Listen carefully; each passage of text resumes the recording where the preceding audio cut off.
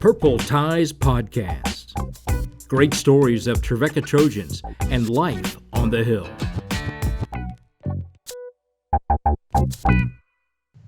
Welcome in. This is the Purple Ties Podcast number 15, and we go to Dalton Mauldin, who's with the Trevecca baseball team. And Dalton, you came to Trevecca a couple of years ago now, and all heck has broken loose around the world since then. What'd you do to us, man?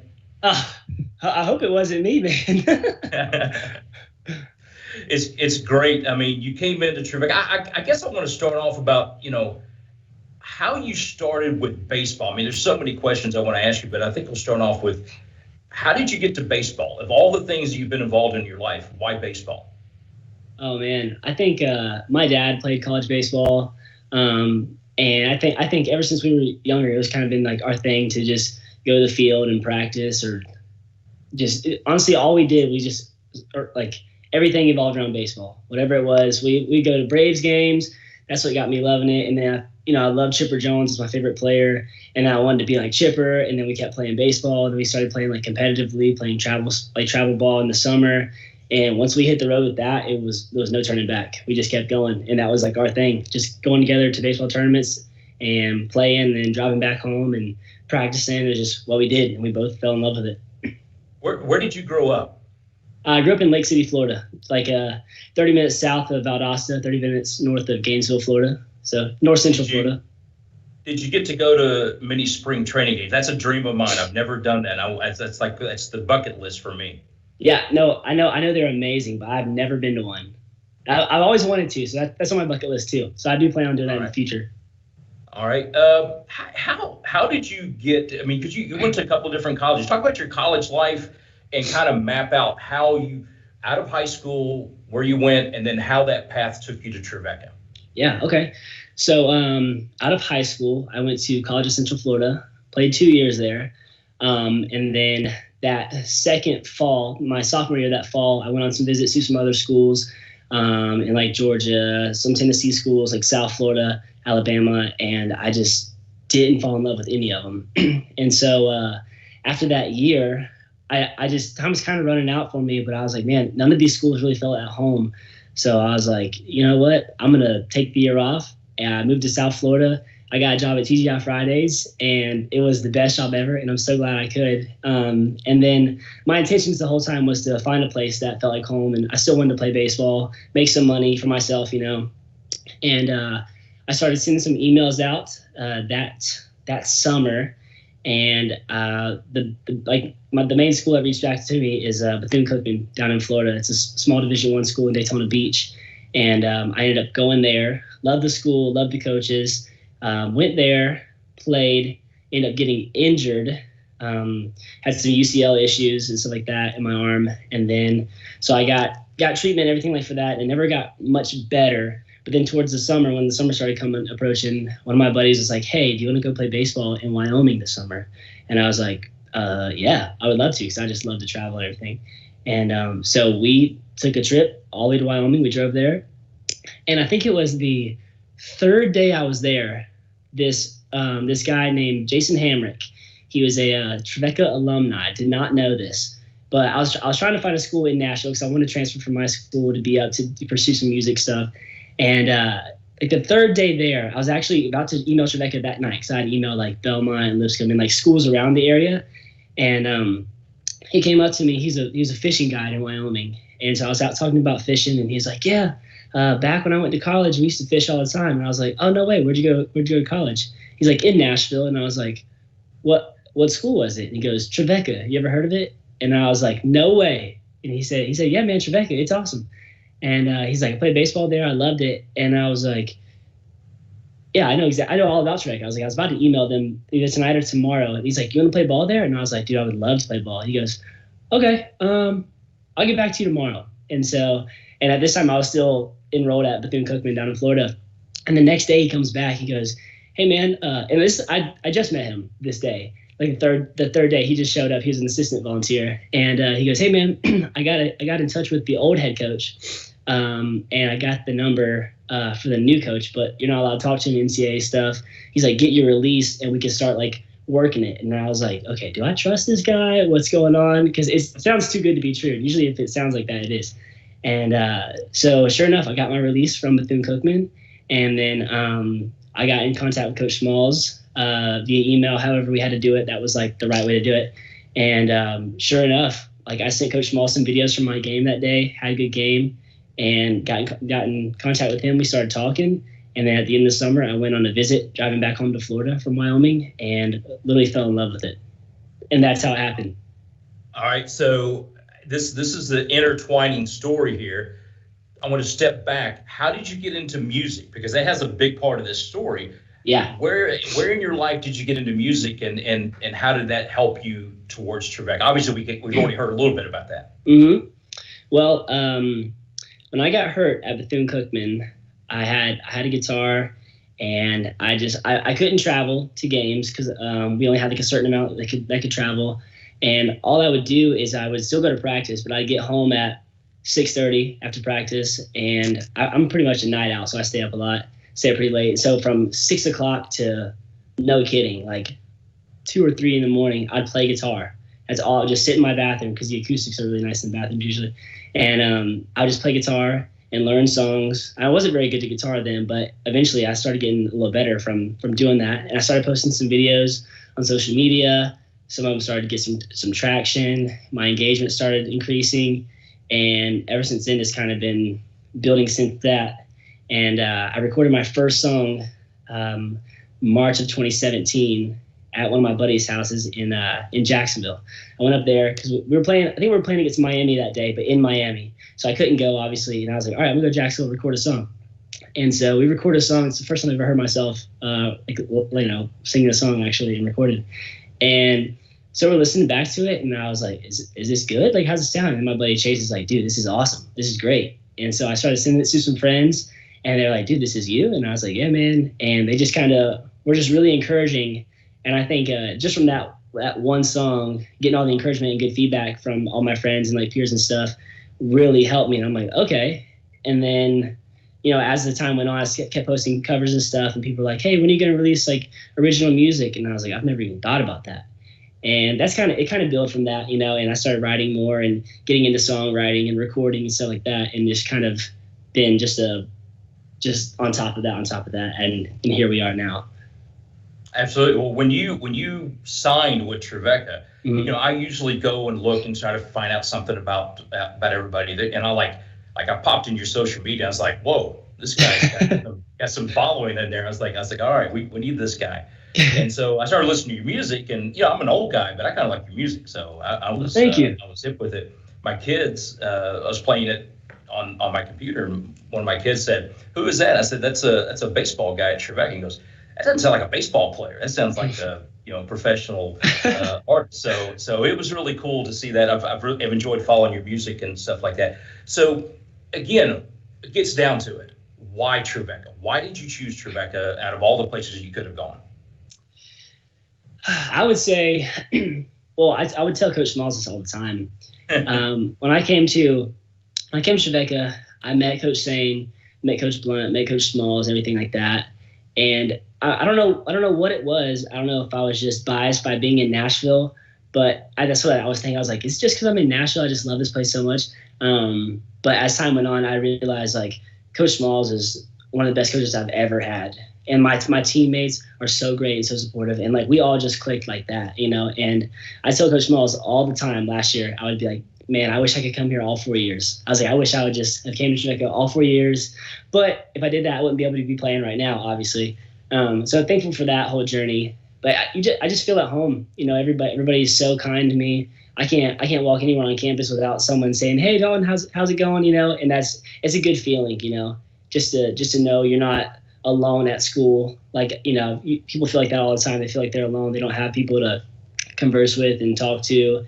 And college is hard when you're away from home. You don't have all of your original friends. So immediately it was like, when I came here, everybody's like, oh, come here, man. Like, come in here. Like, it's really cool. Everybody is like a big family. That's one thing that Coach would preach on. And he's not wrong. That's literally how it is here. And it's really comforting and reassuring to be here, All right. you get here, you play, all that kind of stuff. Things are going good. You guys had a good year. You had a good year. And then the COVID stuff hits in your second year. I mean, talk about that from an athlete's perspective, from a senior's perspective. It's tough for everybody, but talk about it from that perspective. Yeah, COVID was crazy, still is crazy. We're still dealing with it, you know. We were in Kentucky getting ready to play a game, and we were watching ESPN, and they were talking about like the basketball finals, you know, getting delayed or getting canceled, and we're just like, no way. Like it's like something out of a movie, you know. You don't think it's actually real, and then it starts happening to you. You're like, wow, this is actually happening. And we were actually getting on the bus to go to the game, and or check out the field or go practice before our game or something. And then we were sitting out there, and I'm like, what's going on? Why are we not getting on the bus? And then Coach Mullins walks down off the bus, and you see like he's upset, and they're like, yeah, man, they canceled the game for today. So we go back to the hotel. We're just hanging out. The next day we wake up, we're like, hey, probably gonna delay the game till later at least. And then they ended up canceling it, you know. And they're like, hey, we actually canceled our season. Our season is done. And we were just like, what in the world? We traveled all the way over there and didn't even play a game. And like it just did not feel real. You know, it's crazy. But we came back, and I don't know. I mean, I know people have all dealt with COVID a little differently. For me, it's been kind of nice actually, because I've had more time to work on my craft, like songwriting and playing guitar and learning other instruments and stuff like that. And you know, like we were talking about earlier, you just kind of just make time for what you think is important to you. And it's really easy to get discouraged with everything going on, but everybody's going through it. So you just kind of have to take it with a grain of salt and just be safe and just try to be the best person that you can be throughout it all, you know, not let it influence you too much, and just work on. My thing was just to work on my time management skills, obviously, and then and just being as productive as possible, you know.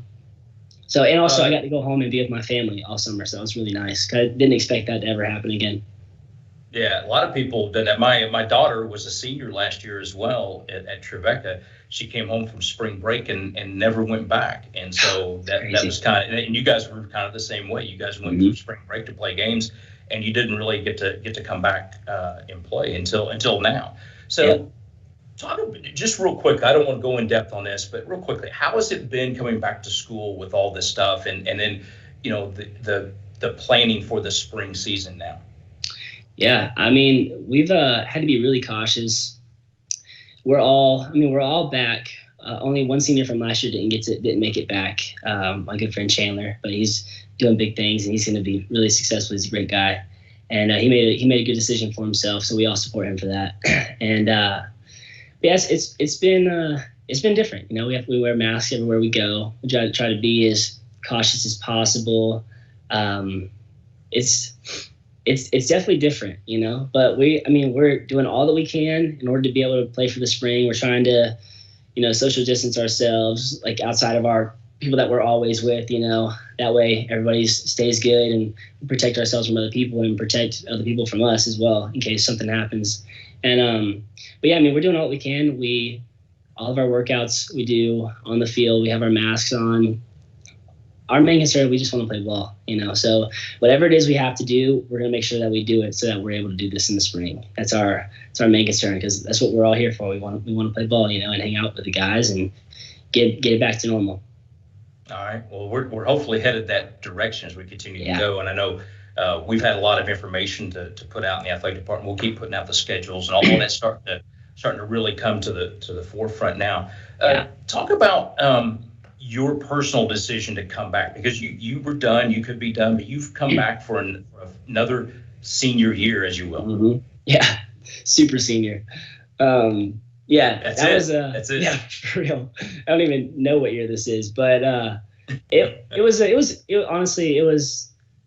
I was debating, you know. I'm like, okay, is it a good decision for me to come back and play ball another year? And because, you know, I want to do this whole music thing and get it rolling too. But it's really hard to let go of something you love, like, and not even just the sport of baseball, but if it wasn't for my coaches and my teammates and the people at the school, then I wouldn't come back. But it's literally just all the love that I get from them, and just I mean, like it's our family, and I really didn't want to let go of that just yet. And I said, I can do this for another year. I'll do that. I would love to. And so it was, I want to say it was a tough decision, but at the same time, it really wasn't, Talk a bit about your music. Where do you want to go from here? What is Dalton Mauldin in 5 years? Where do you want to be? Think big. Think big. Yeah. Man, I mean, I would love to be. That's so tough. I just want to be doing what I love and be mentally happy, physically happy, just making music and playing songs is just what I love to do. And I know I can't play baseball forever, So once I hang it up, it's just like the next thing for me. I'm going to take all the characteristics I've learned from playing baseball, like hard work and work ethic, and just put it into music and just keep doing that. But as far as 5 years from now, I would love to be playing Madison Square Garden. I would love to sell that thing out. That'd be crazy. And that's just the goal. It's like shoot for the stars. Don't ever sell yourself short. The Nissan Stadium. Yeah. Let's do it. All right. I don't know how many people it fills up, but let's fill it up. I would love that. Absolutely. Let's do it. All right. So this is a very personal question that we'll wrap up with. Okay. I just don't understand the decision on the hair. You have hair. You have hair. Why would you get rid of it? I mean, I can tell you, once it's gone, man, it doesn't come back, dude. So why did you? Man, okay, well. That was funny, by the way. I love the way you play that. You have great self-depreciating humor. I think that you wear that well. So go ahead. Yeah. So at first, the reason I started growing my hair out is because I was tired of paying for haircuts. At my school at Bethune-Cookman, I was like, man, I'm dropping $20 every 3 weeks on a haircut, and then it grows back in 3 weeks. So I remember telling my roommate at the time, I was like, dude, I'm done paying for haircuts. I'm not doing it anymore. And so that was in January of like 2017 or something, like a while, or maybe January 2018 is when it was. And I grew it out, started getting long, and I played baseball in Wyoming that summer. And one kid's like, dude, I like your hair. Like, that's some cool like flow or whatever. I was like, thanks, man. He's like, you gonna cut it? And I was like, I don't think so. And he goes, you might be able to donate it. And I was like, dude, there's no way it's long enough. And he's like, no, but like after a while, you might be able to. And then so my dad would be like, hey, when are you getting a haircut? And my Nana would be like, hey, when are you getting a haircut? It looks good when it's short. And so I kind of rebelled against it. I was like, you know what? I'm not going to get a haircut. And so I grew it out for 2.5 years. And then I got to the point, I know I had to be like at least 12 inches to donate. And so we ended up being able to donate like 13.5 inches, which was awesome, to an organization, I believe they're up in Michigan, called Children with Hair Loss.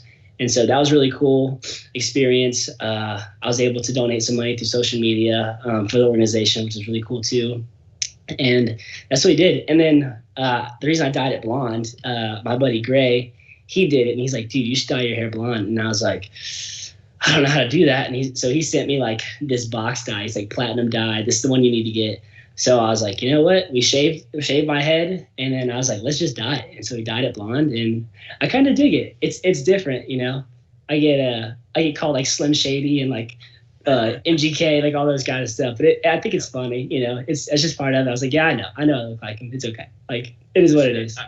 I'm the different dad. I tell my son, let it grow, dude. Really? It's gonna go eventually.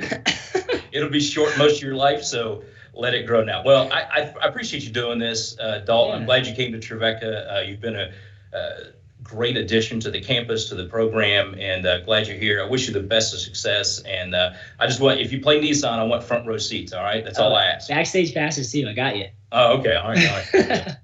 All right, that's Purple Ties Podcast number 15 with Dalton Mauldin. Thank you for watching.